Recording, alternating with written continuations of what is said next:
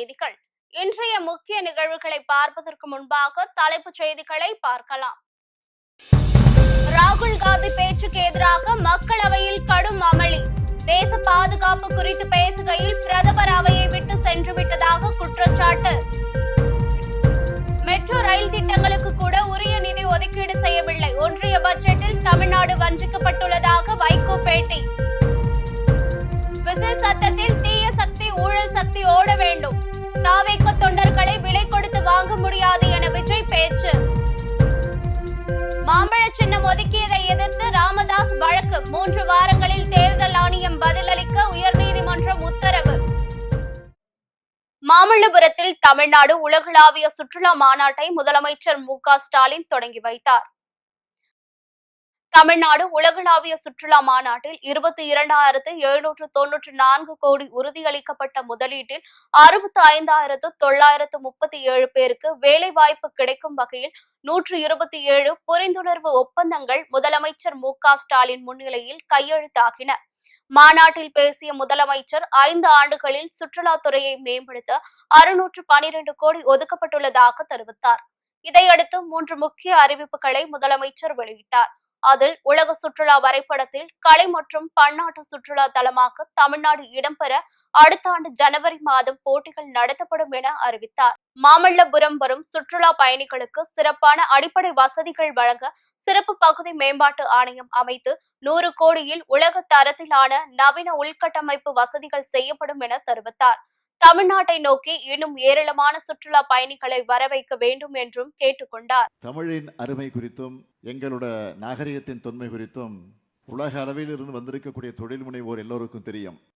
தலைநகர் சென்னையில மெரினா கடற்கரை தொடங்கி மாமல்லபுரம், வேடந்தாங்கல், ஊட்டி, கொடைக்கானல், தஞ்சை பெரிய கோயில், குமரி வள்ளுவ முனையில வானவிழ்ந்து நிற்கக்கூடிய ஐயன் வள்ளுவர் சிலை வரைக்கும் கடந்த 5 ஆண்டுகள்ல சுற்றுலாத்துறையுடைய மேம்பாட்டுக்காக 612 கோடியே 18 லட்சம் ரூபாயை ஒதுக்கி இருக்கிறோம். இதோட ரிசல்ட் என்ன தெரியுமா? கடந்த 5 ஆண்டுகளில் 128 கோடியே 97 லட்சம் உள்நாட்டு சுற்றுலா பயணிகளும் சுமார் 45 லட்சம் வெளிநாட்டு சுற்றுலா பயணிகளும் தமிழ்நாட்டுக்கு வந்திருக்கிறாங்க. ஆனால் இது போதாது. தமிழ்நாட்டை நோக்கி சுற்றுலா பயணிகள் இன்னும் அதிகமாக வரணும். யாதும் ஊரே யாவரும் கேளீர்னு உலகத்தில் இருக்கக்கூடிய அத்தனை மக்களையும் உறவினர்களாக நினைச்சு அன்போடவும் நட்போடவும் பழகவும் தான் தமிழ்நாட்டு மக்கள். ஒன்றிய பட்ஜெட்டில் தமிழ்நாடு முற்றிலும் வஞ்சிக்கப்பட்டுள்ளதாக மதிமுக பொதுச் செயலாளர் வைகோ தெரிவித்துள்ளார். கோவை விமான நிலையத்தில் செய்தியாளர்களை சந்தித்த மதிமுக பொதுச் செயலாளர் வைகோ ஒன்றிய நிதிநிலை அறிக்கை மிகுந்த ஏமாற்றத்தை அளிப்பதாக வேதனை தெரிவித்தார்.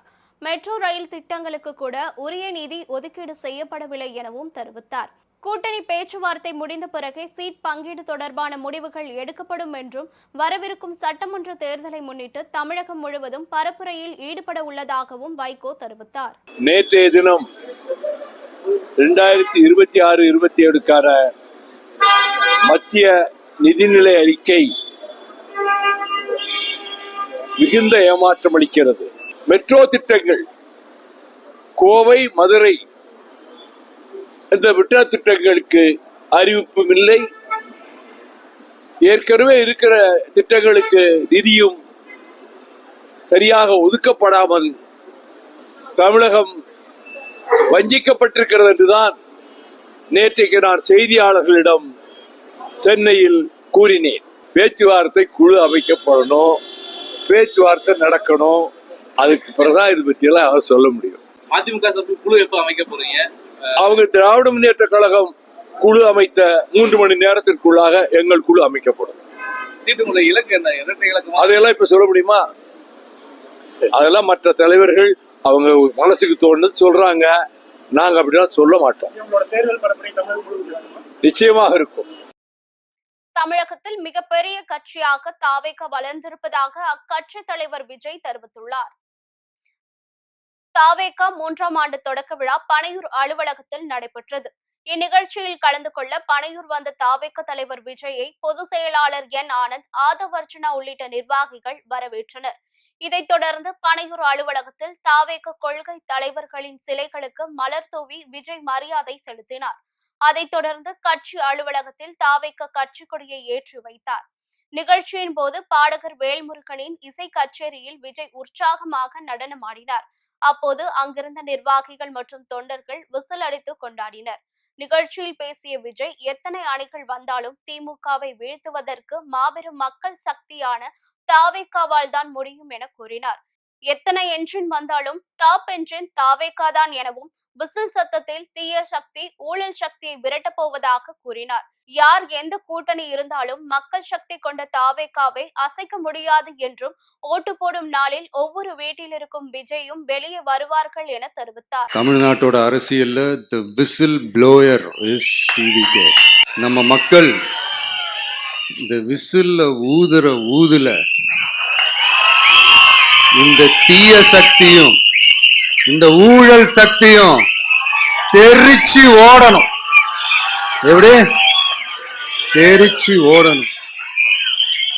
அன்னைக்கு சென்ட் ஜார்ஜ் கோட்டையில டிவிக்கு ஆளும் கட்சியா எழும். மாம்பழம் சின்னம் நிச்சயம் கிடைக்கும் என பாமக நிறுவனம் ராமதாஸ் நம்பிக்கை தெரிவித்துள்ளார்.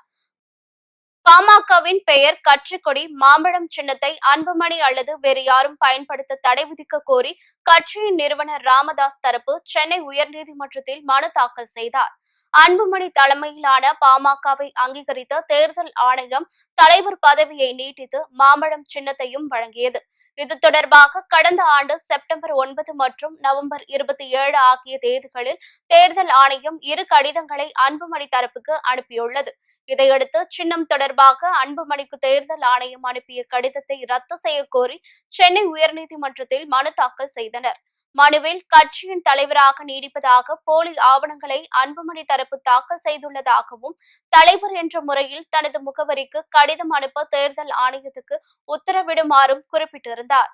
இந்த வழக்கு தலைமை நீதிபதி முன்பு விசாரணைக்கு வந்தது. அன்புமணிக்கு அனுப்பிய கடிதத்தை ரத்து செய்ய வேண்டும் என்றும், என் முகவரிக்கு கடிதத்தை அனுப்ப தேர்தல் ஆணையத்துக்கு உத்தரவிட வேண்டும் என்றும் கூறியிருந்தார். இதையடுத்து அன்புமணி ராமதாசுக்கு மாம்பழம் சின்னம் ஒதுக்கியது தொடர்பாக தேர்தல் ஆணையம் 3 வாரத்திற்குள் பதிலளிக்க வேண்டும் என்று தலைமை நீதிபதி அமர்வு உத்தரவிட்டுள்ளது. இது தொடர்பாக ராமதாஸ் அளித்த பேட்டியில் மாம்பழம் சின்னம் நிச்சயம் கிடைக்கும் என நம்பிக்கை தெரிவித்தார். தமிழக ஆளுநர் RN ரவி பேரவையில் அவர் விருப்பத்திற்கேற்ப செயல்படுவதாக MP திருச்சி சிவா விமர்சித்துள்ளார்.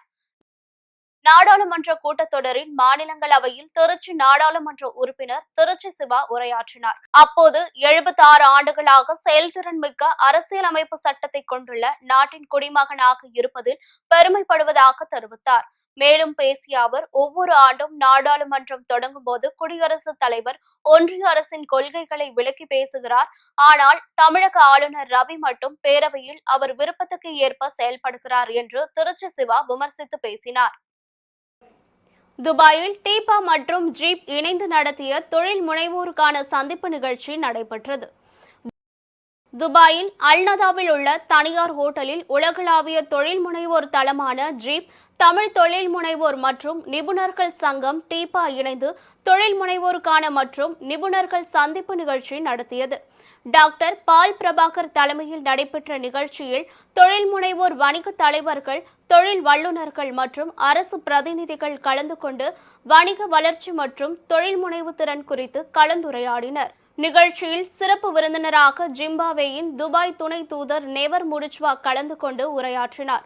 துபாய் காவல்துறை major doctor Omar Almarzooqi, Dubai அரசு அதிகாரி முகமது அலி, ஊடக நிபுணர் சுதான் முகமது அல்மாமரி மற்றும் தொழிலதிபர் ராஷித் சலீம் அல்யாம் ஆகியோர் சிறப்பு விருந்தினர்களாக கலந்து கொண்டனர்.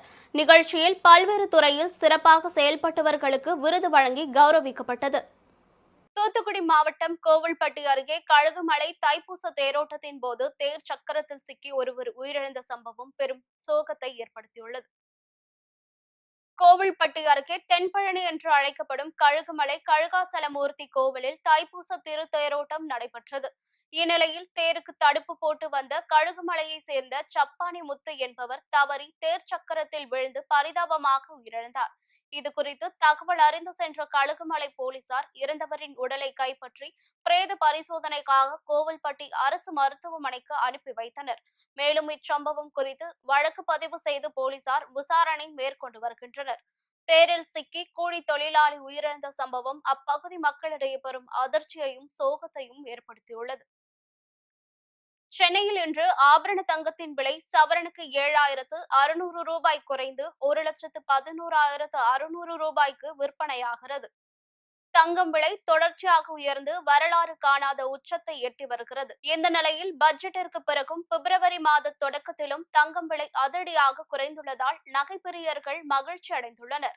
அந்த வகையில் இன்று 22 காரட் ஆபரண தங்கம் விலை கிராமுக்கு 950 ரூபாய் குறைந்து 13,950 ரூபாய்க்கும், சவரனுக்கு 7,600 ரூபாய் குறைந்து 1,11,600 ரூபாய்க்கும் விற்பனை செய்யப்படுகிறது. அதேபோல் வெள்ளியின் விலையும் கிராமுக்கு 20 ரூபாய் குறைந்து 1 கிராம் வெள்ளி 300 ரூபாய்க்கும், கிலோவுக்கு 20,000 குறைந்து 3 லட்சம் ரூபாய்க்கும் விற்பனையாகிறது. உக்ரைன் மீது ரஷ்யா நடத்திய ட்ரோன் தாக்குதலில் 15 பேர் உயிரிழந்தனர்.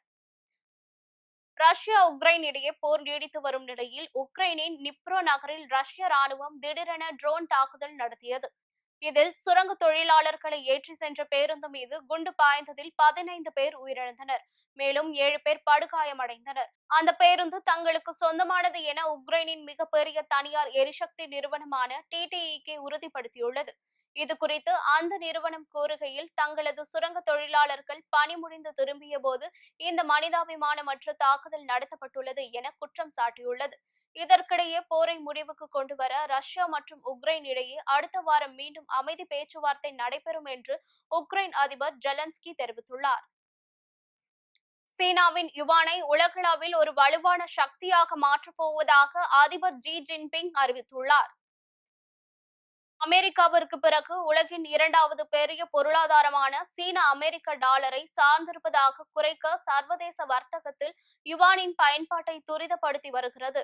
கடந்த ஆண்டு அதன் 6.2 டிரில்லியன் அமெரிக்க டாலர் வெளிநாட்டு வர்த்தகத்தில் சுமார் 1/3 பங்கை உள்ளூர் நாணயத்தை பயன்படுத்தியுள்ளது.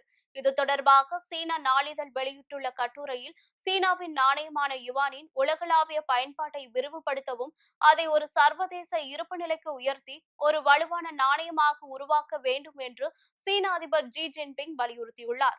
நிதி அதிகார மையத்தை உருவாக்குவது நீண்டகால பணியாக இருக்கும் என்றும் ஜி ஜின்பிங் கூறியுள்ளார். இது அமெரிக்க டாலருக்கு விடுக்கப்பட்ட ஒரு சவாலாக கருதப்படுகிறது. மீண்டும் தலைப்புச் செய்திகள். ராகுல் காந்தி பேச்சுக்கு எதிராக மக்களவையில் கடும் அமளி.